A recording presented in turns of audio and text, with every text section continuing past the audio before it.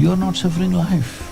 You are suffering the two most important faculties that you have. A vivid sense of memory and a fantastic sense of imagination, both you're suffering.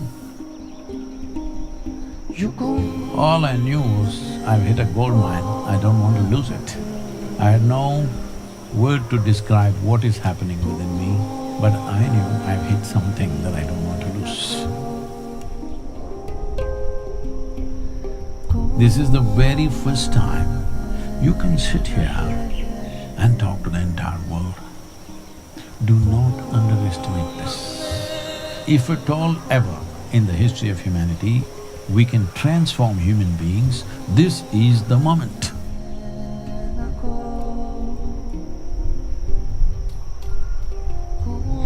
This is our time on the planet. What we make out of this damn world is ours, whatever we make out of it. We should make something that if we look back and see, at least in our minds and our hearts, it must look good, isn't it, what we have done?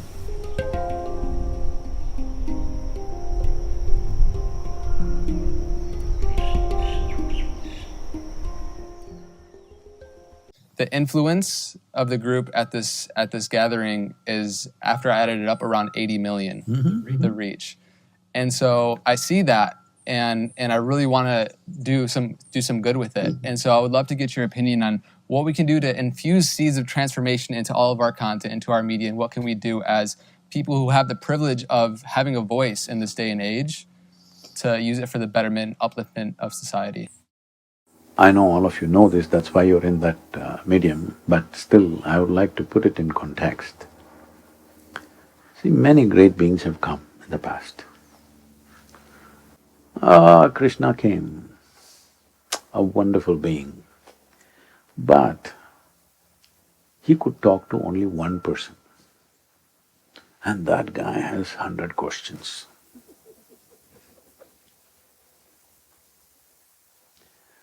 Shiva came, he's the Adiyogi, the source of yoga. He tried to talk to his dear wife, she has 1,000 questions, won't listen. Gautam Buddha came, he gathered a few people, but if he spoke, hardly 50 people can hear. I mean to say, he didn't have microphone. I'm saying this has been the history of humanity. This is the first time, this is the very first time you can sit here and talk to the entire world. Do not underestimate this. If at all ever in the history of humanity we can transform human beings, this is the moment. Because this is the first time we can even talk to them. Whoop, whoop. I'm earning disciples.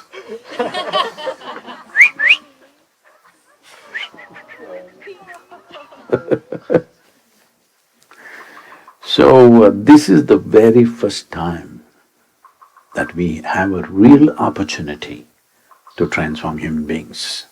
Because never before we could even talk to them. Probably about 17, 18 years ago, my journey on this online thing started like this. I was here in Tennessee and I was in the office and working with some people, and someone told me, Sadhguru, every day about 100,000 people type the word spirituality. I said, really? That many people? What are they looking for? I said, type it out, let's see what comes out. And they typed out the word spirituality. The first thing that came is a spa in Mexico.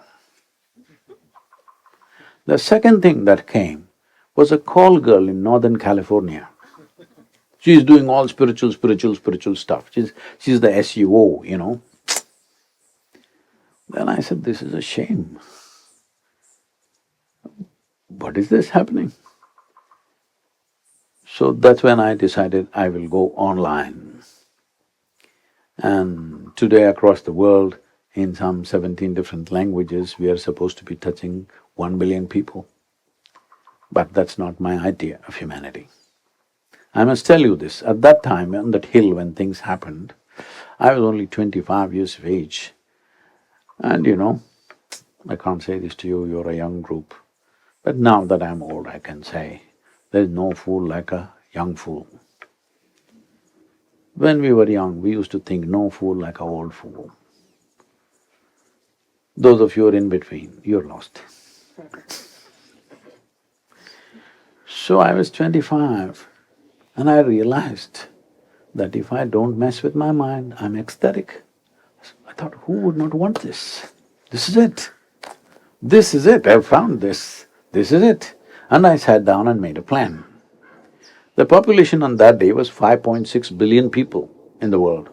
I made a plan, this is it, in 2.5 years' time, I will go like this in the world and I will make the entire world ecstatic in 2.5 years' time. 38 years, huh? I've been working 7 days of the week, 365 days. But it took me some time to realize how deeply people are invested in their miseries. They are so deeply invested. If you show them the best thing, they say no. But today, you don't have to knock on their door, you can just slip in. Huh? Hello? You don't have to knock on their doors, you slip into their pockets, which is closest thing to their heart is their phone. You can slip into that without their permission. On that day, I also inquired with some so-called experts in this internet affairs. I said, so many people are on the internet, because I never get to browse, see this and that, life never allows me such things. I said, what are they looking for? And very casually he said, Sadhguru, 70% of the data is pornography. I said, what? He said, yeah.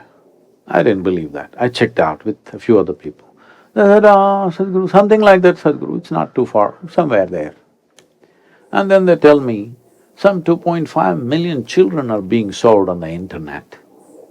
I said, what is this? When we get a technology that we can reach every human being, what we do is sell our children? What's the matter with us? Hello? You can't think anything below selling your children, isn't it? Hello? A human being cannot go any more, there's no further below bottom than this. So if we give you a great technology, you will sell your children on internet, maybe somebody else's children. I said that day, we got to go shamelessly on internet. People said, no, no, Sadhguru, it will not look good, a guru going on the internet. I said, I don't care. We will go all out. Since then we've been out. Please, in whichever way you think I can help or you can help, let's make this happen, because in our generation, this is our time on the planet. What we make out of this damn world is ours, whatever we make out of it. Hello? We should make something that if we look back and see, it looks good for us at least. Even if other people don't approve, at least in our minds and our hearts it must look good, isn't it, what we have done? Hello? All of you who are empowered with technology, you must make this happen one way or the other, huh? That when we turn back and look, we are not ashamed of what we have done.